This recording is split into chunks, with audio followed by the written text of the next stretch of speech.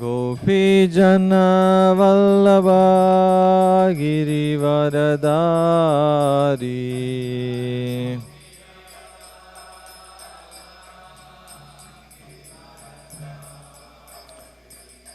गोपीजन वल्लभा गिरिवरदारी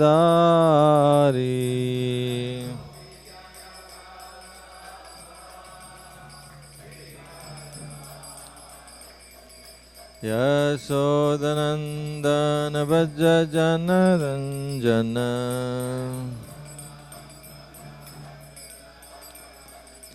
यशोदानन्दन भज जनरञ्जन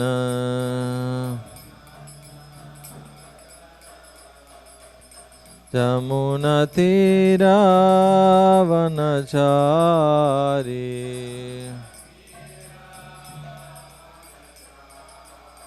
यमुनतीरावनचारी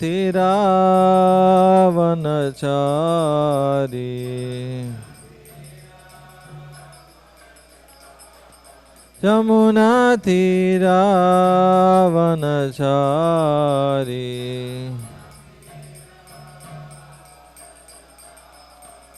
जय राधा माधव कुंज बिहारी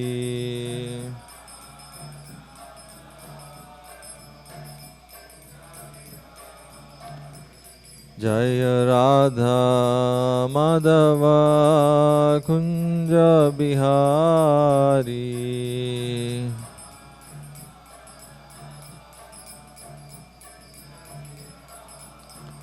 जय जय राधा माधव कुंज बिहारी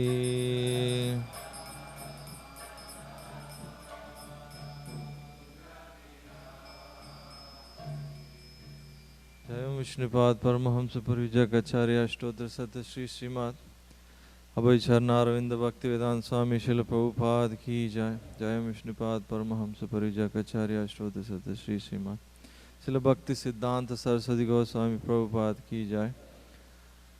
अनंत कोटि वैष्णववृंद की जय। ग्रंथराज श्रीमद् भागवतम की जय। All glories to the assembled devotees. All glories to the assembled devotees. All glories to the assembled devotees. All glories to Sri Sri Guru and Gauranga.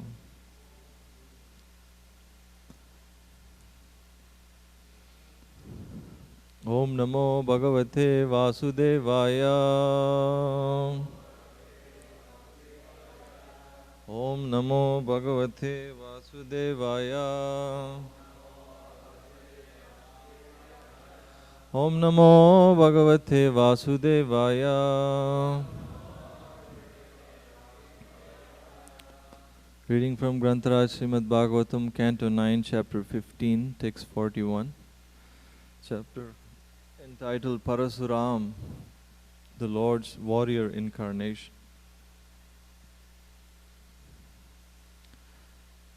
Ragya Murda Abhisiktasya Vadaha Brahmavadat Guru Tirtha Samsevaya Cha Amha Jahi Anga Achyuta Chetana Ragyo Murda Visiktasya Vado Brahma Vadat Guru Tirtha Samsevaya Chamho Jahi Anga Chuta Chetana Ragyo Murda Visiktasya Vado Brahma Vadat Guru Tirtha Samsevaya Chamho Jahi anga chuta chetana.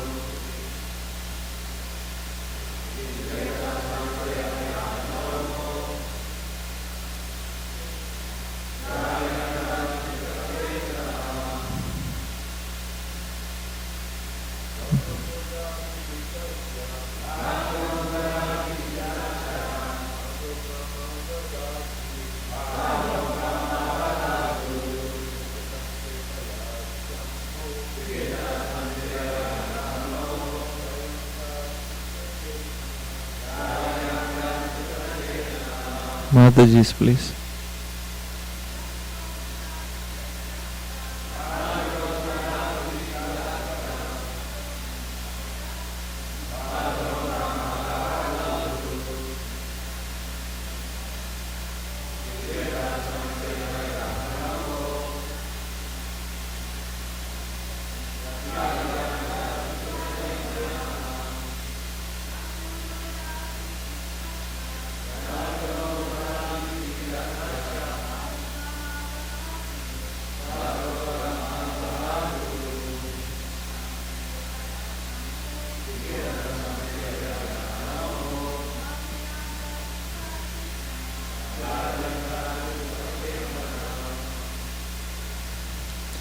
Ragya of the king, Murda Abhisiktasya,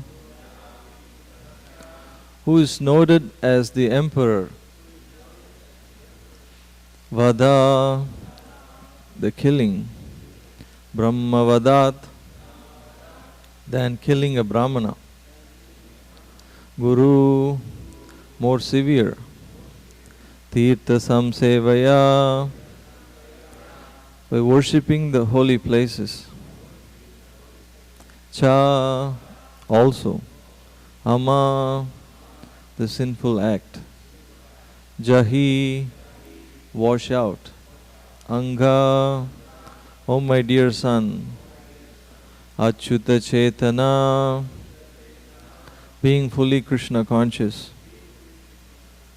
Translation and purport by His Divine Grace, A.C. Bhaktivedanta Swami Srila Prabhupada Ki Jai. Translation: My dear son, killing a king who is an emperor is more severely sinful than killing a Brahmana. But now, if you become Krishna conscious and worship the holy places, you can atone for this great sin. Purport: one who fully surrenders to the Supreme Personality of Godhead is freed from all sins. Aham tvam sarva papebhyo mokshayishyami. From the very day or moment he fully surrenders to Sri Krishna, even the most sinful person is freed. Nonetheless, as an example, Jamadagni advised his son Parasuram to worship the holy places.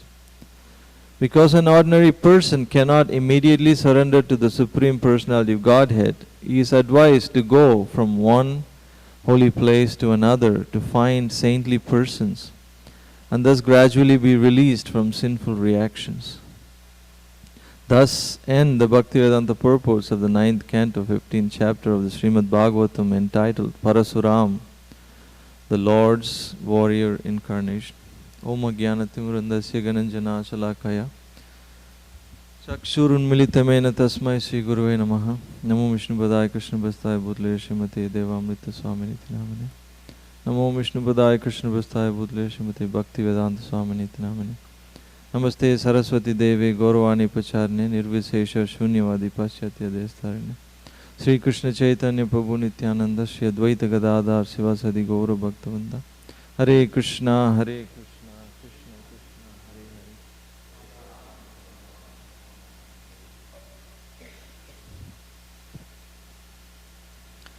So it's so nice to read this translation and purport where Jamadagni is asking Parasuram to become Krishna conscious. So no matter who we are, there's always somebody superior, and we can see Prabhupada is talking about forgiveness and taking guidance, and these are all very valuable qualities to develop. It's very essential.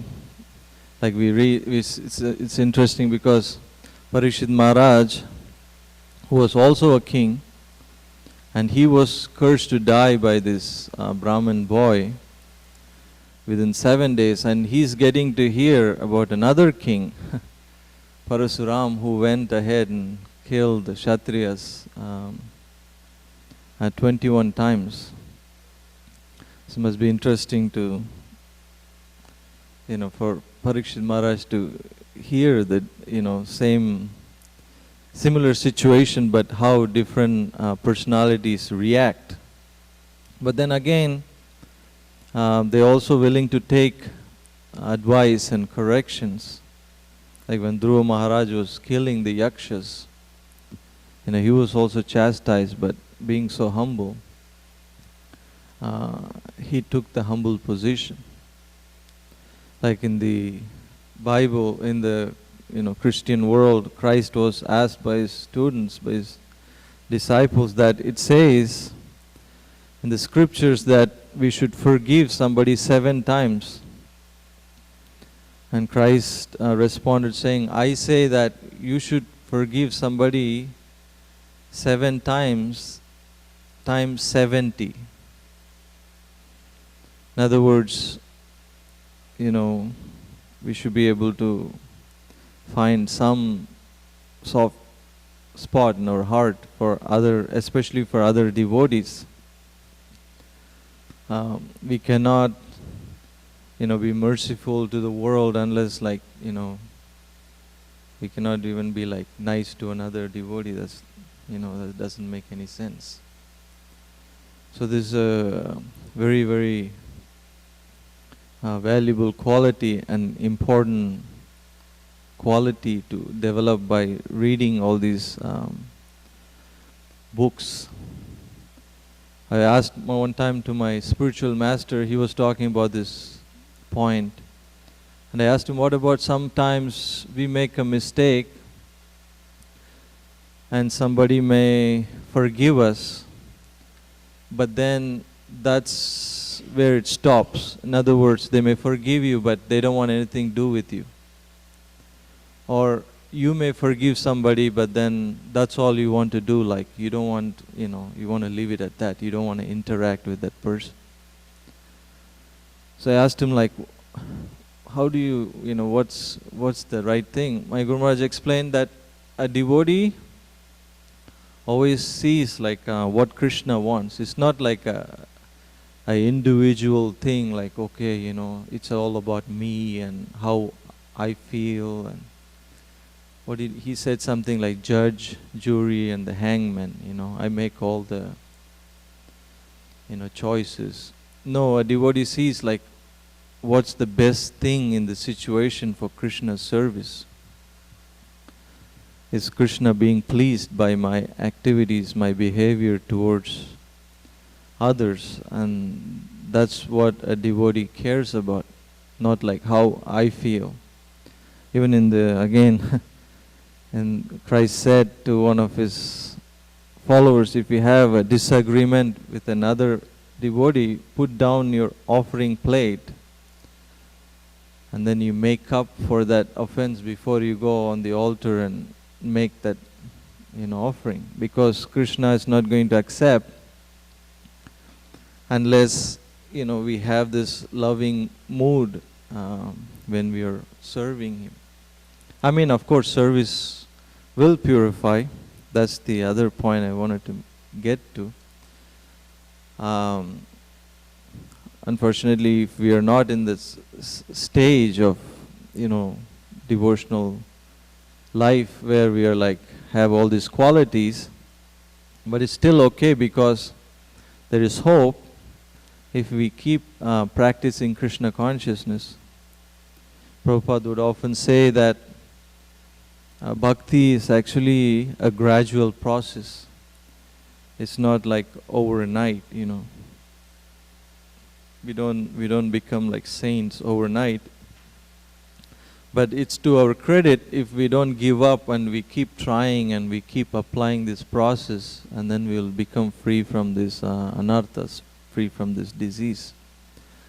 And Prabhupada explains that an ordinary person cannot surrender to Krishna immediately. Therefore, you know, there's other advices like go to the holy places and so on and so forth. Because in conditioned stage, we cannot see what's our real interest and what's the best thing for others. Tesham pramatta nidanam pasyannapi na pashyati. This beautiful verse in the Bhagavatam that says, the conditioned soul sees, but we cannot see. Like one of my friends, he was a medical student, he was explaining how they were dissecting a dead body. This is back in India. And then there was a boy and a girl, they were falling in love with each other in the lab where they're operating this dead body. In other words, they're falling in love with each other over the dead body, you know. So we are seeing in front of us like this is body without soul, there's no life, there's blood and this and that, but still the illusion is so strong. So Prabhupada would say, you know, it takes some time to come out of this darkness. And Prabhupada was a great example of how patient he was. He didn't give up on even people that were like, you know, had no samskaras, no knowledge of spiritual life like this. Prabhupada would make gulab jamuns and make friends and, you know, wash dishes and prepare the feast. And we even heard like how Prabhupada would go to the donut shops and gather them and bring them to Bhagavatam classes like this. And Prabhupada would say, people often say, I've done some kind of magic. You know, Christian ministers and others, people would ask Prabhupada, how did you make these boys and girls so God conscious? Prabhupada said they become mad after God. How did you do this? And Prabhupada said, I didn't do any magic. I just requested them to chant this Hare Krishna mantra and follow the regulative principles. And they become like Vaikuntha, like men. And today is Vasudev Ghosh's disappearance. We are celebrating today. And he wrote actually this beautiful poem saying, what would have become of us if Lord Gaura did not appear in this world? How could we have tolerated living? How could you go on living if there was not for Lord Gauranga? And His Holiness Jai Patak Maharaj, he actually wrote a poem saying, what would have become of us if Prabhupada did not come? So Vasudev Ghosh, he would actually preach through his sweet kirtans. He was very famous for his kirtans. Him and his brothers, Madhav Ghosh and Govinda Ghosh, they were all eternal associates of Chaitanya Mahaprabhu, Nityananda Prabhu. And they would visit regularly from Bengal to Jagannath Puri. And during the Rath Yatra Kirtan, Chaitanya Mahaprabhu would organize 7 kirtan parties with expert kirtan leaders and mridanga players. So Vasudev Ghosh would be like one of the party leaders, kirtan leaders. He would sing so sweetly. And his poems, his bhajans that he wrote had deep meaning with so much feelings.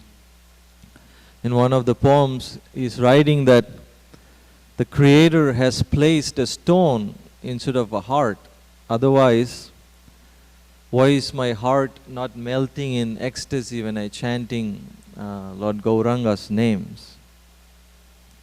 In another poem, he writes that he is glorifying Lord Chaitanya, saying, as Rama, you built a floating bridge, but in Kali Yuga, as Gauranga Mahaprabhu, you have given us this bridge of Harinam, by which even the lame and the blind can cross over this birth and death and attain spiritual happiness.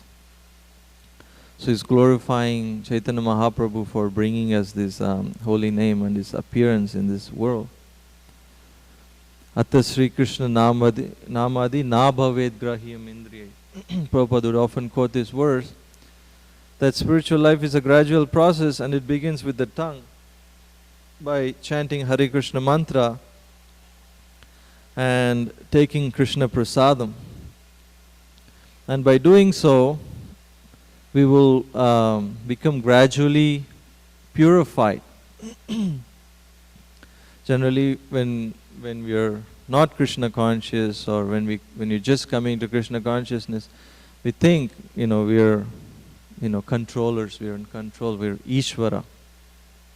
In one lecture, Radhanath Maharaj was explaining how the man is thinking, I'm maintainer, I'm the sustainer, and I'm the destroyer. I maintain my family, I'm bringing children to this world, and if I'm angry, I can destroy everybody. So he's thinking this way, like, I'm Brahma, Vishnu, and Mahesh. And then Maharaj explained, like, but he does not realize that the wife is actually in control. She is actually the hidden incarnation, Chand Avatar. And the husband does not know, but the wife knows it. So in this way, Maharaj was explaining how we may think we are in controllers, we are in control, but we are not. We want to be. That's the nature, that's the reason that we actually came to this material world. And we do so many crazy things, trying to be in control. Like this lady was charged with so many things, and she was given a life sentence in prison. And when she was asked by the reporter, like, why did you do all these things? And she said, oh, I just felt like I'm not getting enough attention from people. I mean, it's incredible, like, all the things that she was doing. One of her daughters was interviewed, and she said, oh, I saw one day my mother was beating herself with the pans and pots in her face, and then she called the police, and when the police came, she called the whole neighbors and said, oh, somebody beat me up, like this. And then when the daughter was getting married, she made an announcement to all the family members there, okay, I'm leaving my husband today, just to get some attention. And then she married another person, and then she told this guy, the new husband, that, oh, your father came, and I was actually like in the garden working, and he came and exposed himself to me in a lusty way. Are you going to tolerate this? So the new husband went with a shotgun and killed both the father and the mother. And then the husband was put in prison. And then she found out that the grandparents of the husband have so much money, they have so much wealth. So she went there, and she started like slow poisoning them, and started writing the will in her favor, saying, oh, all the wealth should go to your grandson and me, and in case your grandson dies, all the wealth should come to me. And the grandparents thought she was such a nice lady, and they agreed. And then she shows up in the prison with the poison pill and said, honey, we are going through so many difficulties. I think we should commit suicide. Please take this pill, and you die inside the cell. I will die in the parking lot, like that, And then on, and then this guy figured, I cannot trust this woman, take, what she's going to do. So she was arrested for poisoning these elderly people. And in the prison, she was actually like teaching English and learning, art and teaching how to sew and, so many things. And they thought she was such a nice lady and they released her. As soon as she came out, she created a fake certificate saying, I'm a nurse, expert at taking care of elderly people. And then she moved in immediately with this another rich old couple. And then the son of this old couple makes a surprise visit and sees the parents eating a salad with these bits of pills. So the son asked this caretaker, what are they eating? Oh, it's vitamin pills. I'm giving them vitamin pills in the salad. So again she was, they did the blood test and put her in prison, So she was just asked, like, why were you doing all these things? What did you want? So, oh, just wanted to be like recognized, just wanted some attention. This is unbelievable. So many innumerable examples out there that, what are all things people would do just to get some happiness and attention. Because we don't know that Krishna is the Supreme Personality of Godhead. What to speak of surrendering to Krishna. And without surrendering to Krishna, we cannot become free from sinful reactions. Like Prabhupada would often say, a sinful person cannot be happy. Like in the example of Subudhi Roy, this pastime, how he was actually ostracized by this Hindu community because he was sprinkled some water from the water pot of a Muslim. And he was going to different people to get advice, and some told him, to drink like smoking ghee, and some told him other kind of atonements. But practically was, impossible to do. But Chaitanya Mahaprabhu gave him a very simple solution. Oh, you go to Vrindavan and you chant Hare Krishna. And when the Bengali Vaishnavas come, you give them oil massage and you make them nice rice prasad. Because Bengali people, when they go to Vrindavan, they get this braja rotis, but they want their rice. And they like this oil massage with mustard oil. So Mahaprabhu told him this simple solution, like chant Hare Krishna. And this way, you will become free from sinful reactions immediately, and you will become more than a Brahmana, you will become a Vaishnava. This is the mercy and the beauty of simplicity of Chaitanya Mahaprabhu's teachings. Like the Christian missionaries, somebody was telling me how in places like Buddhist places, like Thailand and other places, the missionaries, they help these poor monks, because many of them are poor and they can't afford, hospice care and stuff. So the Christian missionaries help them. And as they're dying, the missionaries tell them, oh, what's your anxiety? And the monks say, oh, my main anxiety is all the karma I've done in my life. And the Christians say, oh, if you remain a Buddhist as you're dying, you have to suffer. But if you convert to Christian right now, then you no longer have to worry about karma. You're saved. You will become saved. So many of the Buddhist monks, as they're dying, they become like converted. They say, become Christ. Become like bathed in the blood of Christ, whatever they say. Even saw documentaries. They would do that in Calcutta with Mother Teresa's nuns. They would rescue all these poor people, Hindu people, but then at the time of death they would request them, okay, now you become a Christian, because otherwise, you have no salvation. Like, of course they meant well, that's all they knew, but but such an incomplete understanding of how to become free from sinful reactions, just, very superficial.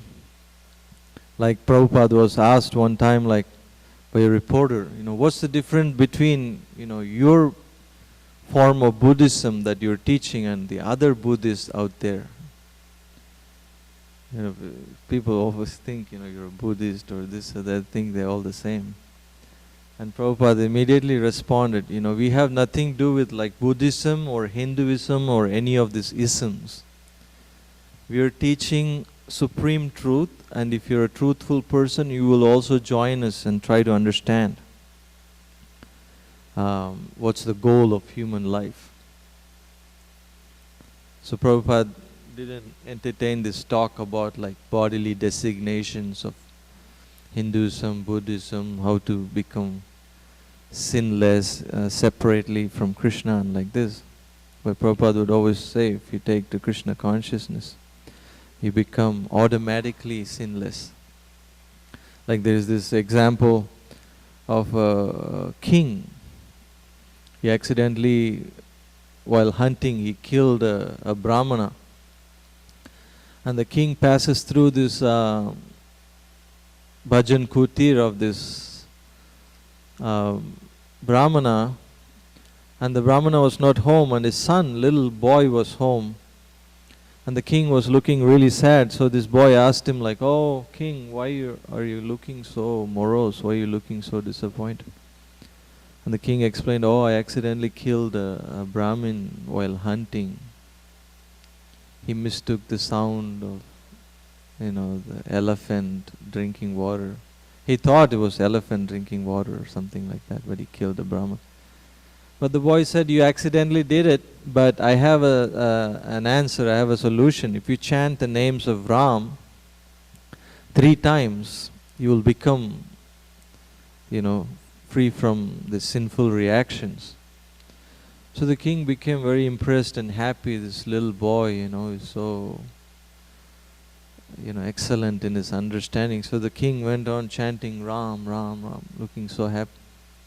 And he ran into the father of this boy, who asked him the opposite question. "Oh, why, king, you look so happy today, what happened?"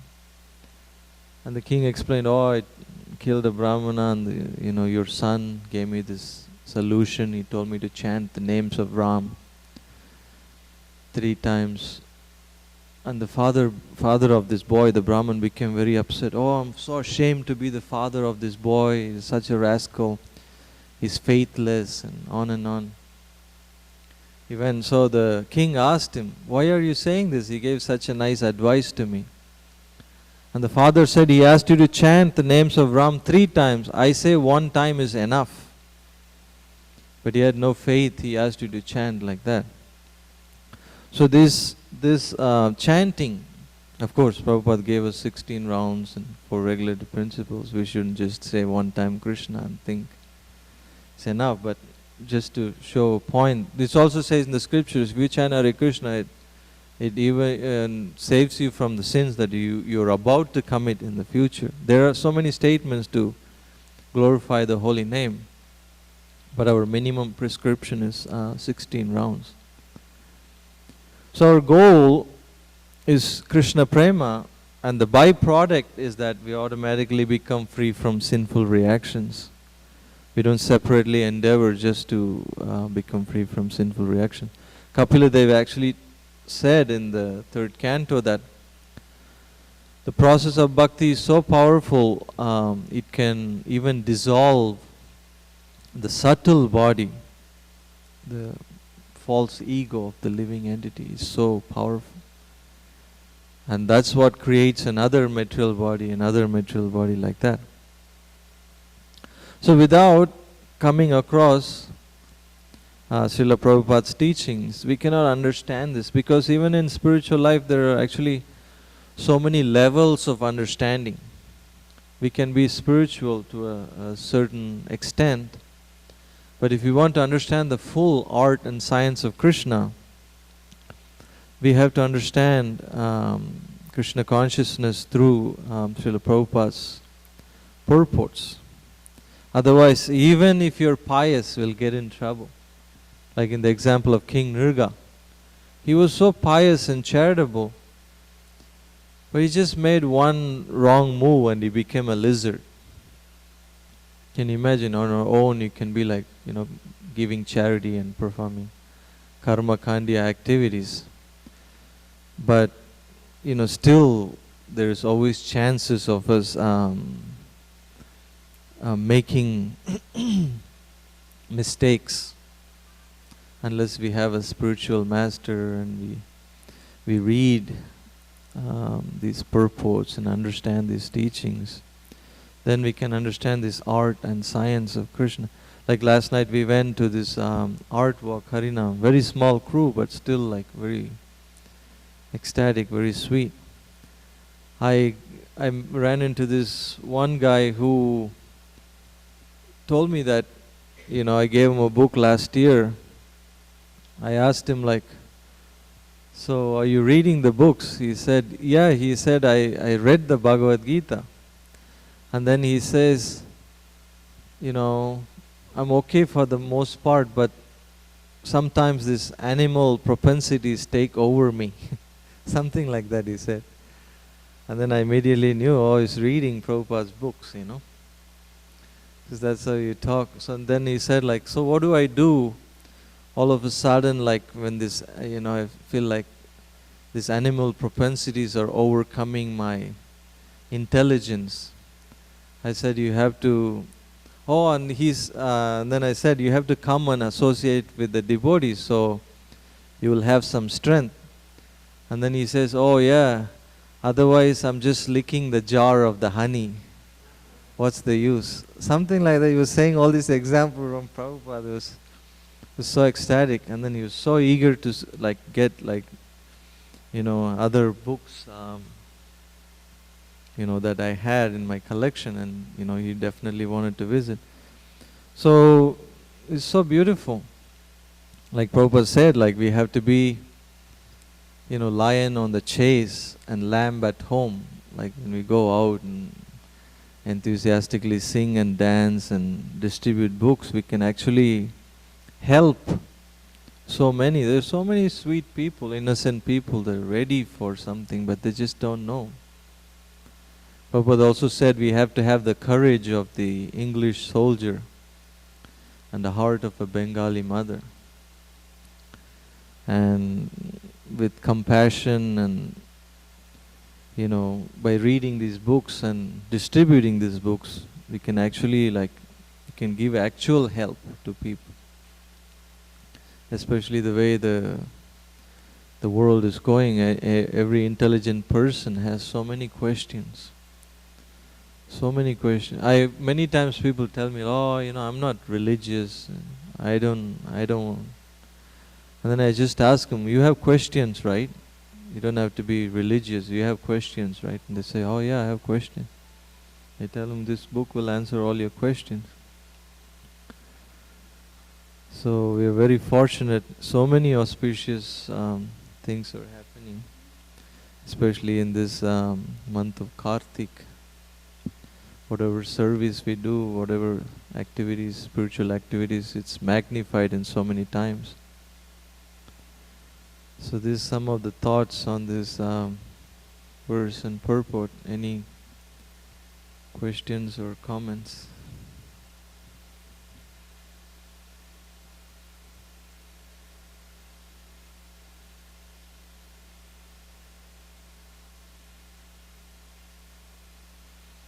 Jai, thank you so much. Grantaraj Srimad Bhagavatam ki jai. Srila Prabhupada ki jai.